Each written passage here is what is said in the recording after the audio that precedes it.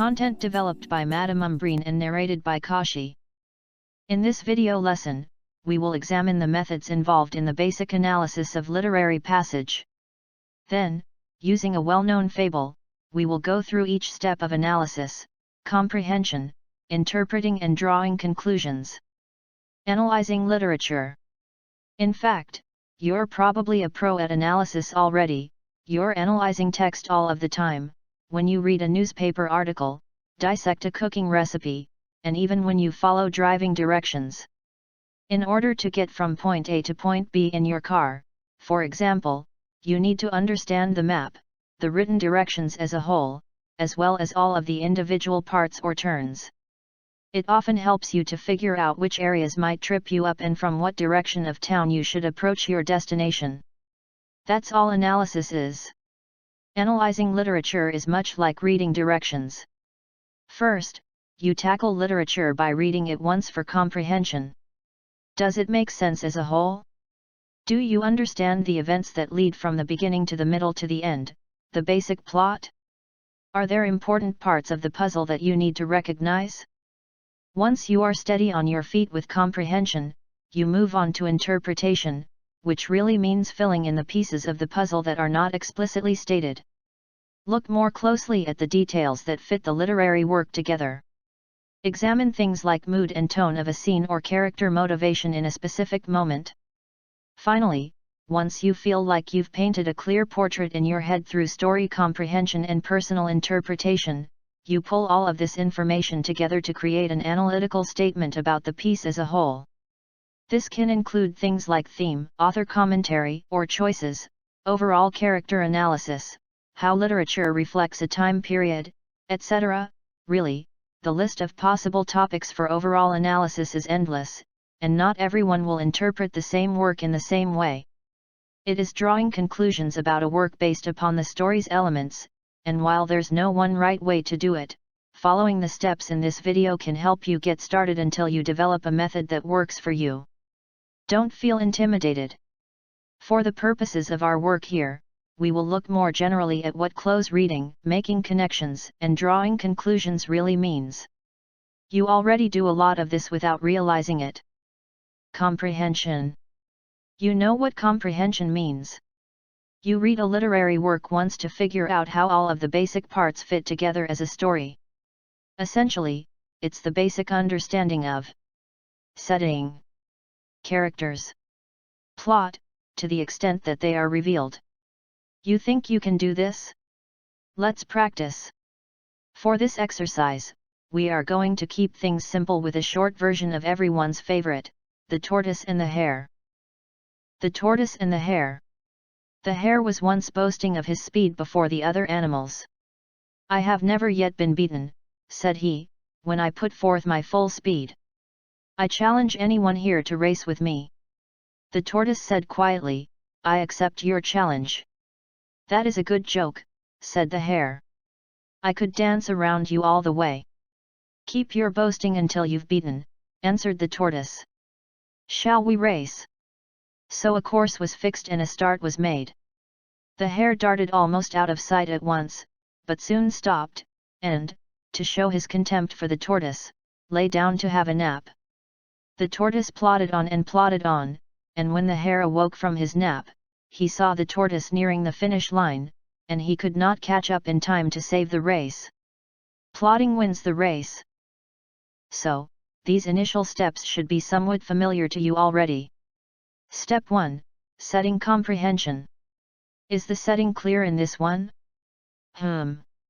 It doesn't give a specific location or a time period, so this isn't initially clear.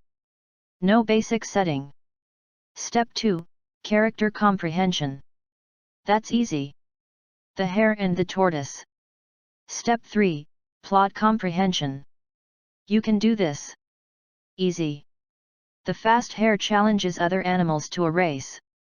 The slow and steady tortoise accepts the challenge. The hare, who is confident in his abilities, decides to take a nap on the course.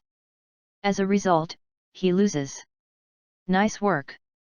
Now, on to interpretation. Close reading and interpretation. Interpreting a literary work is the point at which you begin to fill in the pieces of the story a bit more. You explore setting, characters, and plot more deeply while giving consideration to author's style and language. Let's start with setting again. Look back at the story again for a minute. Step 4. Setting analysis. Okay, since nothing is explicitly stated, can we gather any more information about setting? Maybe information that is implied? The story does hint at a social context, the animal world, which you could argue is a contributor to the setting here. Okay, that's something we can gather that is implied. Step 5. Character analysis. What more can we say about the tortoise and the hare? In what ways can we really bring them to life in our mind? Well, we know the hare is a braggart with confidence in his abilities to move quickly. We know the tortoise is quiet and predictably slower than the hare. Here, we basically fill in more details about the characters. Step 6. Plot analysis. What more can we say about the plot? Well, we can figure out what the essential elements of the plot of this story are: the exposition, rising action, climax, falling action, resolution. The exposition here? The initial invitation to race by the hare. The rising action? After the tortoise accepts the challenge, it is the hare's boastful comments, the initial running of the race, and the hare's choice to take a nap. The climax here comes after the tortoise passes the hare and wins the race.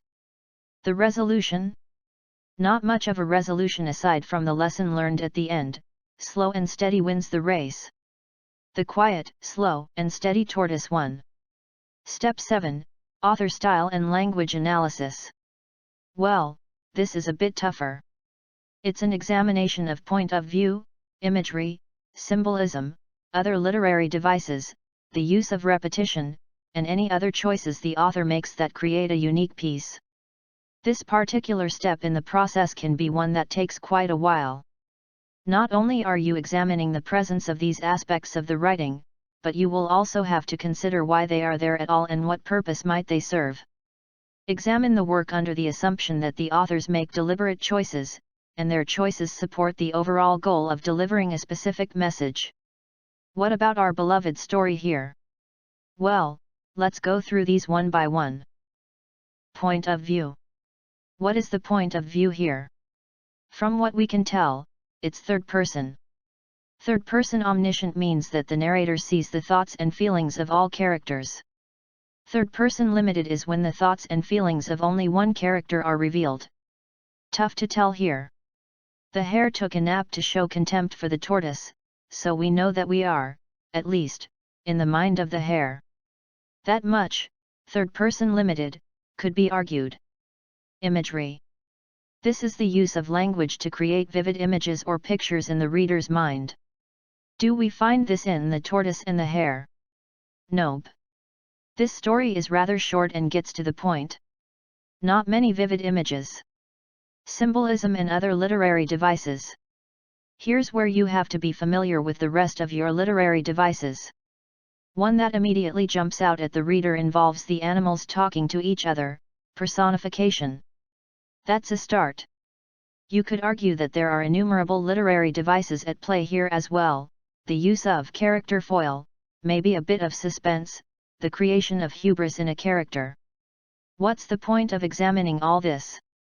It creates a more vivid picture for the reader while taking a close look at language and author choice. These are important steps that lead to final analysis.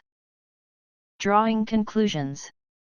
In the final analysis stage, you, the reader, must consider all of the elements previously examined in order to draw conclusions. The most common conclusion you can draw from a piece of literature is theme, or the overall ideas that govern the piece. Here, you could say that the themes of modesty, hubris, and perseverance exist. Right? Are there others? Sure. You can add to the list. Because theme has more recently been defined as a kind of high-level topic, we must also take a look at what it communicates about life on a general level. This really means that you need to think about the message or moral. Our beloved story made this easy: a moral was given to us. Plotting wins the race, or slow and steady will always prevail. Can you find other messages by examining plot, characters, setting, literary devices, author style, and choices? Sure.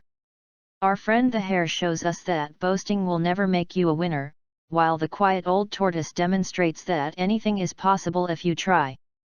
Do you see how it works? Ultimately, the last step in this process is to answer these questions: what themes govern the piece? What does the piece communicate to the reader about life? Thank you for watching. Subscribe, and press bell icon, for quick intimation of new videos.